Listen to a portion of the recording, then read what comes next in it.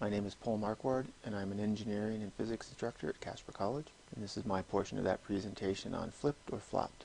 In this presentation, Richie Boyd and I are going to talk about technology in the classroom, and in this specific case, the flipped classroom, and how it might help out in a variety of different types of classes, very specifically in my case, in engineering or physics. Much like you'll find in Richie's discussion, the whole idea behind this classroom is a quest to improve retention.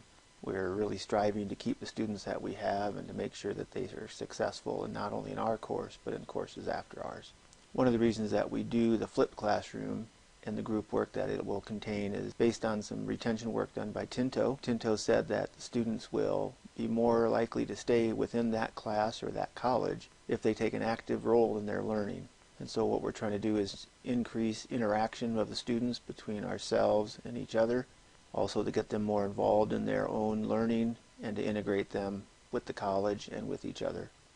A lot of my work is founded in the engineering and sciences area, and a critical study was done by Seymour and Hewitt back in the early 1990s and was published in a book called Talking About Leaving in 1998. Seymour and Hewitt found that students are leaving the STEM areas because of a failing interest in the subject area.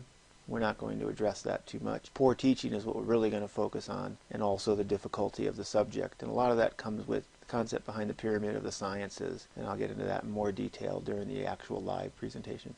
A couple of predictors of retention are attitudes and self-efficacy, and again, I'll talk about that more during the live presentation. So to address poor teaching, the flipped or inverted classroom really will help out with that poor teaching concept quite a bit. The whole idea of a person standing up in front of the class and lecturing to them for 50 minutes really is not a good teaching model, not in today's classroom environment.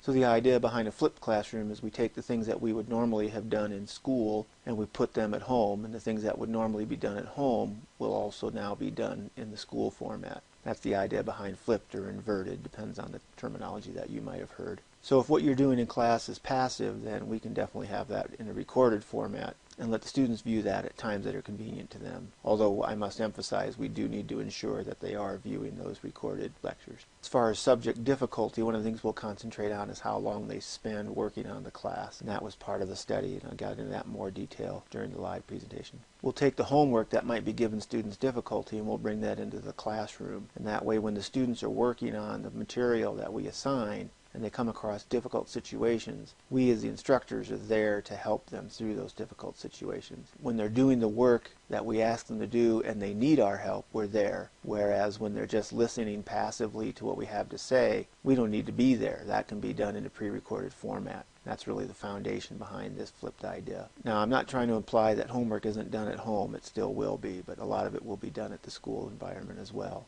When they come to school to do their work, that work will be active and it will be guided. The students are working in groups and the instructors are there to help answer questions. When I work a homework problem in the classroom, it's generally in an expanded format, and I'll show you examples of that during the live presentation. The other thing we're going to emphasize here is a whole sense of community. The students are going to work in groups. If they do want to work individually, we can allow that, but we really want to emphasize group work because that's an important aspect, especially in the career in engineering. Three things that are really critical about group work is that it improves communication, conflict management, and problem-solving skills. And these are skills that are very critical to the actual work environment the students will go into after graduation. I'll talk in more detail about the changes I would make if I were to do this all over again, which I actually am. I'm going to improve my lectures. There'd be more video of me live as opposed to the kind of thing that you're looking at right now. I would increase the number of quizzes that are taking place over the lectures, and that's really a matter of keeping the students on task when it comes to watching these lectures. And you'll get a flavor for that during the live presentation as well. The whole idea of group formation for group work is really important, and I'm not an expert in that at all, and that's something I'd really like to learn to do better. And then finally, this whole idea of mastery learning I think is something I would like to investigate further as well. When you're creating a lecture, there's a lot of lectures already out there on YouTube, but if you really want to know exactly what your students are getting, then you really need to do it yourself. If you want to make sure they get everything you feel is important. Somebody else's lectures might not cover that. It can be really important to create a script. Not only does it keep you on track, but then you have a written version of your lecture in case there's ADA compliance that needs to be taken into account.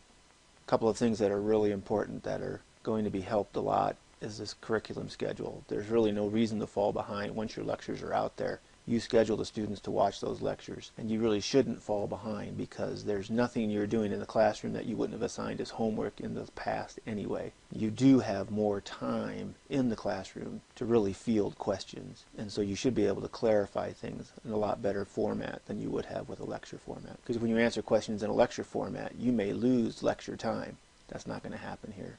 The other thing that's really important is that we can start to integrate courses across disciplines or even within the same discipline. In other words, I know exactly what my students learned in Physics 1, so when I go to teach Physics 2, I know what they've had. Or if I know what's in the math curriculum, then I'll know what I can integrate into my classes based on the prerequisites for that class.